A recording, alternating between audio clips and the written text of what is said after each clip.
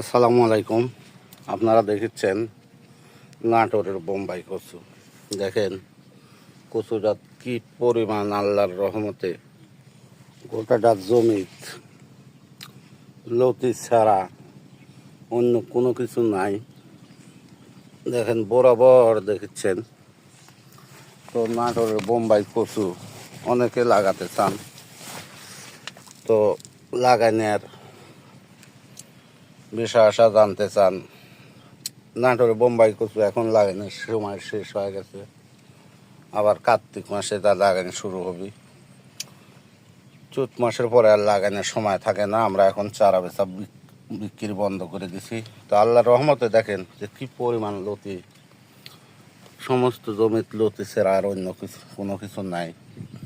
তো আপনারা যদি চ্যানেলটা ভালো লাগে শেয়ার লাইক সবাই করবেন। দেখেছেন এই জায়গায় আমার 4 বিঘে জমি। তো আসসালামু আলাইকুম।